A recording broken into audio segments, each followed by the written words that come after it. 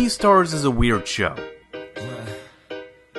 It's edgy, it's funny, it's horny, it's lovely, it's murdery, it's furry, which I don't think is a problem, but it's certainly not the kind of thing I'd expect to see on this specific list. Everything about it is to some extent unusual, so much so it's hard to even know where to begin when describing it. However, that's also what, for me, makes it so enthralling in the first place. It's a show that defies standard description and whose through lines about growing up, figuring out who you are, and navigating the uncomfortable nuances of a divided world, and its expectations of you are only as effective as they are because of the strange way it goes about exploring them. So today, not only do I want to talk about what I think makes Beastars so weird, but also how and why those details make it so memorable. And just as a heads up, though I will be referencing the original manga here and there, this video is primarily focused on what's been presented in the first season of the anime, since I haven't properly read the manga, so please bear with me. And I think there's no better place to start than with its production.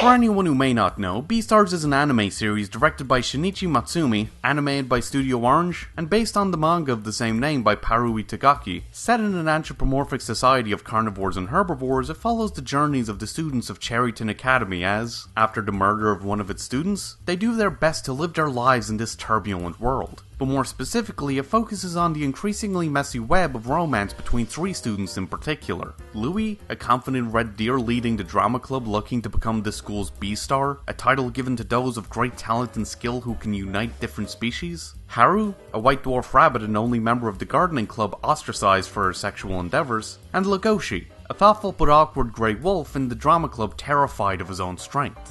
The first thing that stands out about this show, aside from the anthropomorphism, is its animation. CG has a strange reputation in the anime world, and given the quality of many CG-based productions, it's not entirely unwarranted. However, in recent years, Studio Orange has quickly become the gold standard of CG anime, practically shouting at the industry and community alike that, yes, this can be done well. Studio Orange's representative director, as well as the chief CG director for Beastars, Eiji Inamoto, has gone out of his way to bring in staff who could embrace the aesthetics and advantages of CG, a move that so far has only worked to their benefit. I've already talked about Studio Orange's approach to CG before in a video covering their previous production, Landed Lustrous, and a lot of the details remain relatively the same, so I'll do my best not to repeat myself too much here. But even with that in mind, what I love about Beastars animation in particular is seeing the way Studio Orange's approach has developed. Its characters' expressions reach exaggerated extremes I wouldn't have thought possible, and whose most impressive ones often come and go so quickly that it's easy to miss them. Likewise, their movements are filled with just as much energy. The extra bounce and sway or even the literal squash and stretch of their animations being clear to see, giving them a fluidity that makes the moments when the show leans into it that much more fun. There's a stronger focus on body language as now, with a greater variety of designs to work with, the staff can emphasize the characters' personalities, internal conflicts, and relationships to others through their respectively distinct details. Take Legoshi for example. His enormous size, lanky proportions, and slouching demeanor initially gives off the impression of a hulking, creeping stalker with an uncanny gaze. But when his shy personality is revealed, those same details quickly become the defining characteristics of his lacking self-esteem, as if he's not fully sure how to move his body most of the time, emphasizing the impression of a character uncomfortable in his own skin. The same level of characterization is given to minor background characters, making even mundane scenes feel more alive. Its camera work, while not as frequently dynamic, is still used effectively, making its action more impactful with impressively active long shots that highlight every hit, and whose simple shift in perspective gives the smallest of moments more dazzling and or uncomfortable depth. Even its lighting feels like it's been pushed to an extreme, with a much heavier emphasis on color and contrast to create stunningly vivid imagery. And the models look just as great. Sure, it may not have the same loose, scruffy texture as the manga's artwork, but it has its own charm, simultaneously simplifying the original designs into something that can fit this 3D aesthetic while still maintaining some rough qualities, with sharply shaped fur and shadows lined with stray hooks drawn onto the model's textures. And overall, the level of attention given to even the smallest of details is amazing to see. Like, Christ, look at that fucking hand! The articulation, the knuckles, the fur, just god damn! Everything about Beastars animation feels like a massive step forward from what Studio Orange already achieved. And this extends beyond its CG. Like Landed Lustrous, Beastars uses plenty of 2D elements, from backgrounds to certain effects to the occasional close-up, to fill in the gaps where its CG begins to falter, particularly when the show requires a level of delicacy that's better achieved through traditional animation, or for scenes where they just didn't have the time to set up a new model. But more than that, Beastars actively experiments with the aesthetic variety those traditional elements can bring. Haru's dream sequence in episode 7, animated by Yuko Kono, was done entirely on paper, and its combination of jumpy motions, soft hues and line work, and surreal imagery captures Haru's feelings of vulnerability and melancholy in her moments of intimacy with Louis with ease. Louis' flashback in episode 9 takes a turn into this dark and gritty look with harsh lighting and paper motion that, in a twisted sort of way, almost feels like a storybook animation, and whose juxtaposition of elements both childlike and nightmarish highlights the horror of Louis' early life as literal livestock.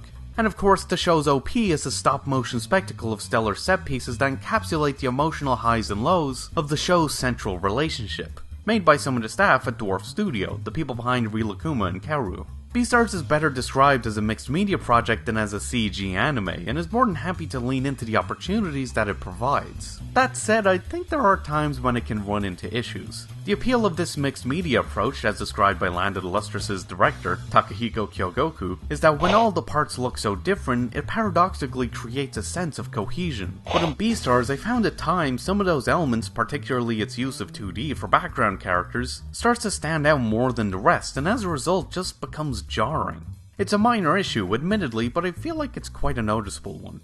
But what really sells it all is the show's overall direction, which uses its visuals to heighten the emotional weight of every moment. It takes the surreal and borderline absurdist imagery that fills the pages of the original manga and breathes new life into them, with the unique advantages of animation and especially its 3D, and when combined with its long stretches of soliloquy-esque internal monologues, it creates a heightened sense of tension and drama that mirrors its narrative theatrical focus. Its art direction is purposely built to figuratively, and in some cases quite literally, get the audience inside the characters' heads. There's a lot of attention given to its visual details, and it's something I think is also clear to see in the very design of its world. The characters' anthropomorphic bodies, rather than falling into the common tropes of animals with faces, people with animal ears, or just being straight up cartoon characters, are built with realistic proportions in mind, their animalistic characteristics being integrated without losing that humanoid form. And with a base as broad as most of the animal kingdom, there's quite a diversity of builds to find, from the stocky but bulky musculature of a giant panda, to the adorably minuscule stature of a mouse, to the lean and elegant proportions of a red deer. And as a side note, this gets even more interesting when you consider the fact that Beastars mangaka happens to be the daughter of Keisuke Itagaki, the mangaka behind Grappler Baki, a manga with a similarly keen focus on realistically inclined musculature. Seems like it's an interest that almost runs in the family. Likewise, the world around them explores the many world-building implications that had come from such a setting. From the way multiple doors are set up in the school to accommodate the varying heights of its students, to the unique ways people can get cash either by dedicating their life to the art of laying eggs, or just selling their shedding fur, to birds needing to get a flying license, or even the fact that dinosaurs are considered to be ancestral gods. Which begs the question, does that mean some dinosaurs are like ancestral demons or something? I mean, the thought of being visited by a regular-ass devil is scary enough. Can you imagine how terrifying it'd be to get haunted by a fucking velociraptor? I'm getting sidetracked here. There's a lot of consideration given to the function and feel of this world that gives it a surprising sense of depth. But it's not just the show's visuals that take an unusual approach. Not only was its voice work done before the animation, which itself is notable given that the majority of anime productions record their voices after the fact, but the voice actors were also given a lot of space, going so far as to have microphones hung above them and were encouraged to physically act out their lines, which, considering the show's aforementioned theatrical focus, is quite fitting. It also gave the animators some visual reference for gestures and body language to incorporate into their respective characters. It's a small detail, but it just further shows the strange path this production took. Beastars' unorthodox creative decisions give it a sense of style that feels distinctly its own, and which pushes the technical achievements its studio has already reached to new heights. And it all comes together to give life to its equally unorthodox setting.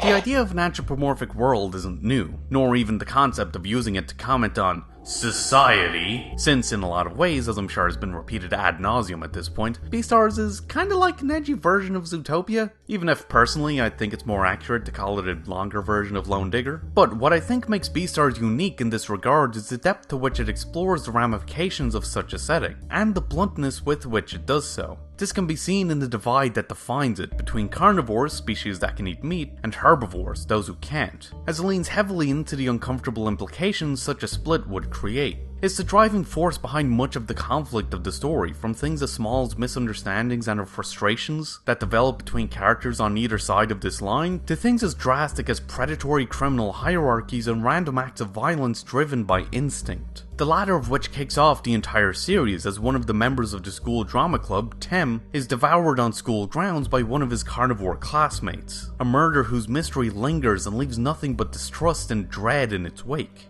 Beastars dives more deeply into the grotesque details this premise provides to set a much darker tone for its story. And of course, it's very easy to see the dynamic it creates as a stand-in for any number of similar social divides, metaphorically at least, I hope anyway, in our own world. And I'm sure plenty of people who actually know what they're talking about have already discussed in far greater detail than I ever could. But I'm also wary of trying to get a specific metaphor out of it, given the uncomfortable implications I feel some of them can lead to, in either justifying discrimination of a given group because of how inherently, big air quotes, dangerous they are, or stoking the idea that another group is being repressed and restricted from taking their rightful place as superiors. Both of which, if you have any awareness of any political issues regarding, say, race or sexuality or gender or wealth or religion or etc., I'm sure you can see the obvious problems with. That's not to say there's nothing of value that can be taken from looking at it through those specific lenses, nor does it mean any potentially problematic details should be completely dismissed, cause malore.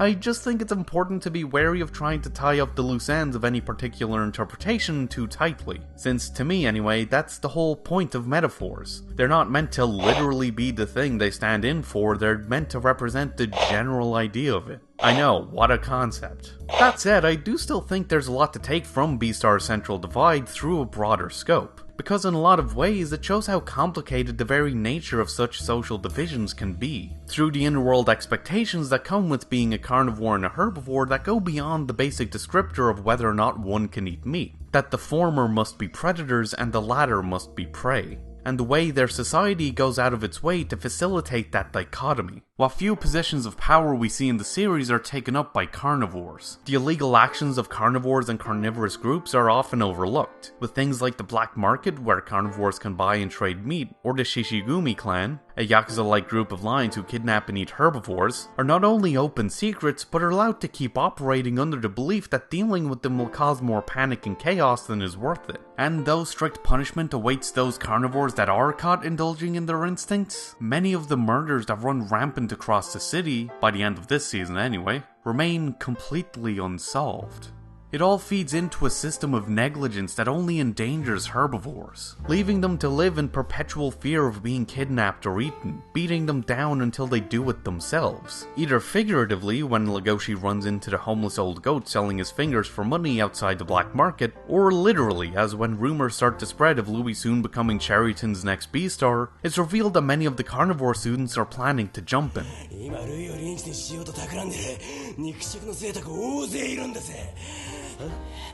隕石最後にルイがビースターになるのは確実らしい。そうなったら本格的に肉食の立場が弱くなるだろう。 However, it's a lot more complicated than simply saying carnivores have a lookie and herbivores don't. There's still a strong streak of superior attitudes that run through many herbivores, as seen in the Harlequin rabbit who seems to take an especially strong interest in bullying Haru. 私たちはウサギの中でも絶滅危惧種のハーレクイン種同士のカップルだったのよ。あなたとはレベルが違うの。どこにでもいる平凡なドワーフ種のあんたが血統のカップルを壊したの。 And carnivores still face rampant discrimination and prejudice from peers and strangers alike, with everyone in the school constantly being suspicious of their carnivore classmates, to the point of wanting to split up clubs, and where even something as seemingly small as an argument between two school kids in public leads those around them to the worst possible assumption, specifically about the carnivore involved.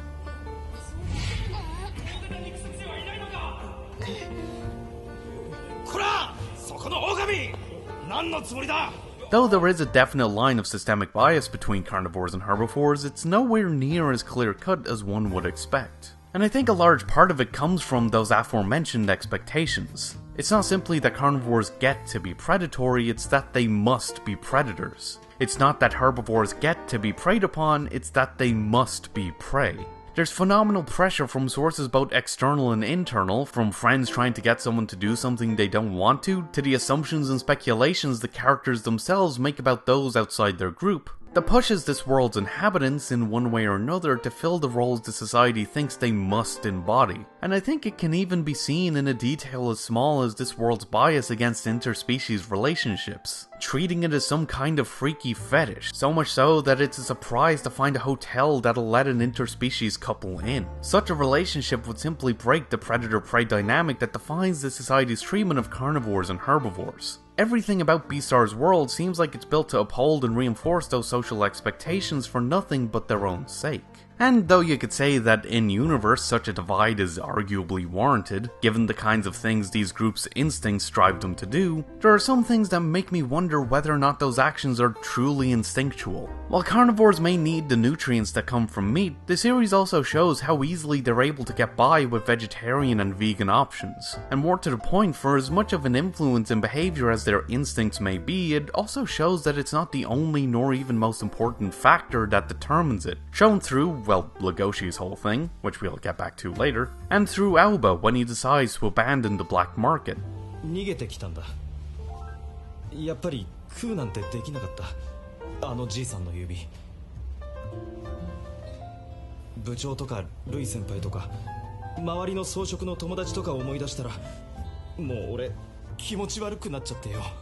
With this and the immense social pressure in mind, I have to wonder, is a carnivore's instincts really some sort of natural holdover from ancient times? Or has the idea that they have to act in certain predatory ways been so deeply ingrained in their head by everyone and everything around them that it's become second nature? Similarly, is a herbivore's instinct to run or even force itself into a carnivore's mouth actually genetic? Or is it something that's developed in them after a lifetime of being told how much of a threat carnivores are and how easily herbivores can be turned into their meal? Though its characters may believe this dichotomy is just nature, some of the details of its world make me think it may have a lot more to do with nurture than any of them would be comfortable admitting. But maybe that's just me.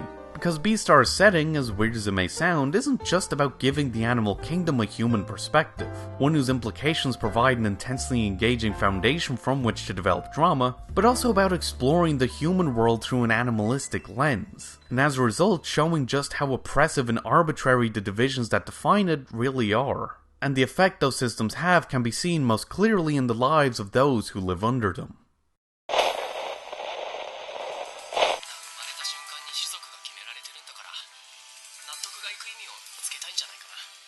I think Beastars' biggest narrative strength is its characters. They're all complex and relatable in their own way, and their relationships and chemistry highlight their respective quirks and flaws, but also help them all grow as people as they try to navigate the messy web of interpersonal dynamics the show is filled with. It just wouldn't be the same without its wide cast of well-written characters. And as a quick aside, I have to say, my favourite member of that cast is definitely Jack. I mean, I don't really have anything to add to that, he's just a very good boy who deserves some appreciation every now and then. As a treat. But the thing that hits home most strongly for me about them is the way their journeys throughout the series, especially of its main trio, don't lead to a nice clean-cut conclusion. At least not in this season anyway. Instead, they ironically just lead them back to the very things they tried to get away from in the first place. Louis strives to subvert the preconceived notions of weakness that come with being a herbivore. Having spent his early life caged up as literal livestock, he's painfully aware of how dangerous this world can be for people, and especially herbivores, like him. But rather than live in fear, he confronts every challenge that comes his way head on, asking his clubmates to go all out against him in rehearsals and pushing himself beyond the literal breaking point to prove his own strength, to prove that he's not just another deer to be preyed upon. It's quite ironic since though he may not be afraid of being harmed, he seems terrified of being seen as anything other than strong or confident, as anything other than perfect. I think it's a big part of why he's so drawn to drama in the first place, because on stage the spotlight casts aside those taunting shadows and gives him a chance to become something more than himself, something that's reflected in his mentality regarding playing Adler. 一度に揺さぶる銀 He'd rather act as a symbol than let himself acknowledge the fact that, like everyone else, he is, metaphorically at least, human. But as he gets closer to his goal of becoming Cherryton's Beastar, he quickly sees how little it matters, as it comes with the caveat that he must not say anything about Haru being kidnapped by the Shishigumi. いくら隠蔽しても何も解決はしないはずです。何か手立てがあるでしょう。しかし大衆にとって目や耳に直接届く情報はとてつもなく重要だ。絶対に知られてはならないという覚悟を君も持ってくれ。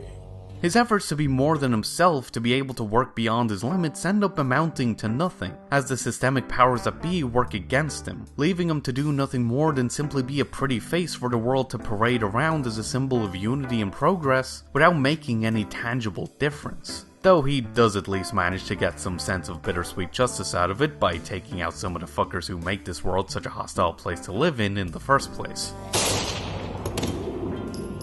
Similarly, Haru refuses to conform to the ideals of subservience and purity heaped upon her. She spent her life constantly being looked down upon, her abilities demeaned and patronized, unintentionally or not, simply for being a cute little rabbit. So she actively works against that image and the expectations that come with it, through her sexual promiscuity, feeling that it's only when she's able to be intimate with someone that she can stand on some sort of equal footing with them. But as a result, it leads to her being ostracized, some disgusted or even infuriated by her, others not wanting to be associated with her, and others still taking advantage of her isolation to harass her. But even then, she doesn't let herself be an easy target for people to beat down without clapping back at least a little bit. 私の悪口学校中に撒き散らしてる暇があったら早いとこ彼とより戻せばはあどの口が言ってるの事の発端は勝手にキスしてきたのは彼の方よそれにあのくらいのバードキスで浮かれるようなオスにどれほどの価値があるのかしら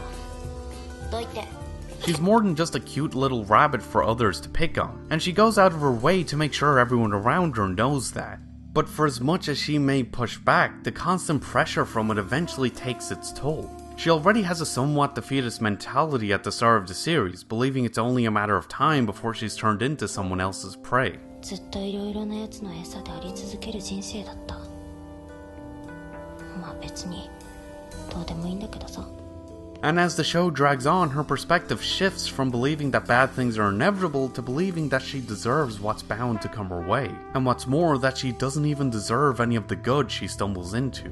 乏しくに愛されることより食べられることより自分がどんなにちっぽけなのか思い知るのが怖くて彼から逃げてきたの。 Despite her efforts to fight against it, the expectations the world has for her, as both a little rabbit and as a herbivore, become too overwhelming for her to ignore, and eventually force her into a melancholic acceptance of her vulnerability. And Legoshi, meanwhile, avoids his carnivorous side at all costs. He dodges around his natural abilities unless someone tells him it's okay to use them, to the point that he'll try to figure out how he can convincingly lose a fight just so he doesn't hurt anyone. He's literally scared of his own strength, but more than that, he's scared of everything that comes with it, and the damage that embracing that side of himself might do to those around him. He's painfully aware of the many carnivore attacks that go on around the city. I mean, he lost one of his best friends to them. He knows how little some carnivores seem to care about their actions, and he's terrified of ending up the same way.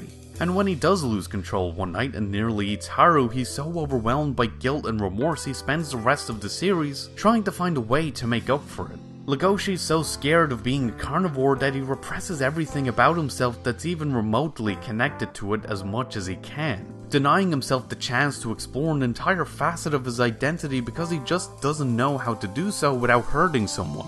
And though he does eventually start to find a way to embrace his carnivorous side in a new way, by trying to be protective instead of predatory, he still ends up falling into the same self-centeredness that made him so scared of it in the first place.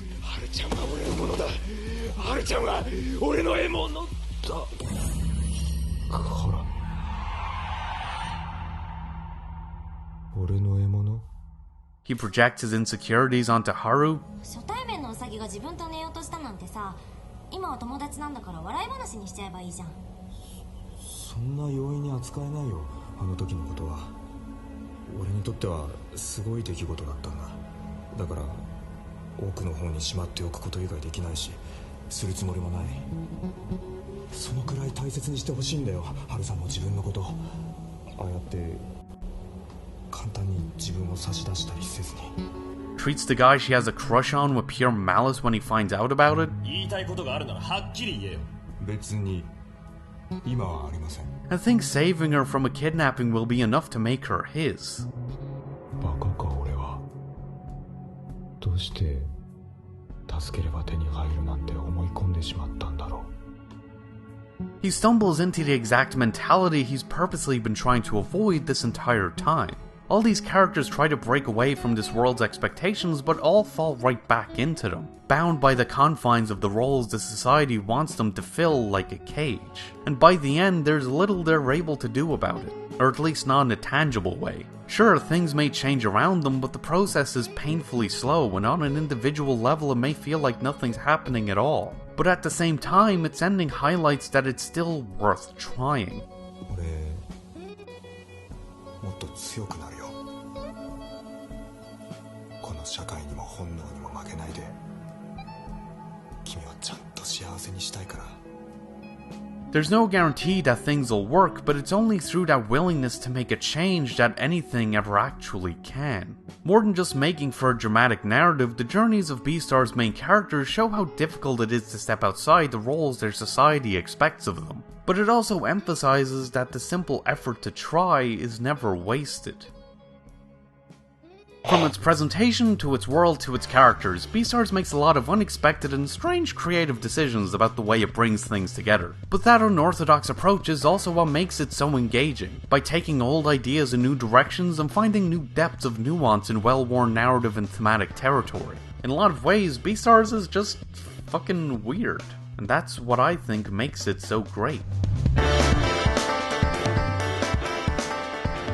And yeah, those are my thoughts. This one has been a long time coming and I'm happy I'm finally able to get to it. I could have done it earlier, but I thought it'd be good to wait until it officially released with official translations and such. Though some of the details of that translation, especially with the names, certainly fucking threw me for a loop. And I will admit I've had a lot of trouble with this one for a lot of reasons. As always, I'm fiddling around with video structure stuff and hope to maybe make this world of format a bit of a regular thing, maybe? There's a part of me that was a bit wary about the society stuff just because of how touchy some people seem to get about that whole thing, but mainly it's just been very hard to get myself to concentrate on stuff lately. Probably just pandemic circumstances fucking with me, but it's still been a pain in the ass to deal with. But hey, at least I managed to get it done eventually, so that counts for something. And I guess I should say, just for anyone else who may be having a hard time recently, there's nothing wrong with feeling bad. Generally speaking, emotions will do what they do, and there's nothing wrong with letting yourself feel them. And specifically with the current global situation, we're all living through some very strange and concerning times. So it's only natural that things will feel off. That said, I hope yous are doing well, staying safe, washing your hands, all that jazz. Anyway, let me know what yous think. If you agree, disagree, who your favorite character in Beastars is, what your favorite anthropomorphic media thing is, etc. And thanks for watching. If you enjoyed this and want to see more, check out my last video, where I ramble about what I love about Disney's 2012 animated short, Paperman. Or watch me talk about what I think makes animated music videos so unique as an art form. And don't forget to like, comment, share, and of course, subscribe to come flag me. Hit the bell, stay notified, follow me on Twitter for more updates, ramblings, and poor attempts at humor, and hopefully, I'll see yous later.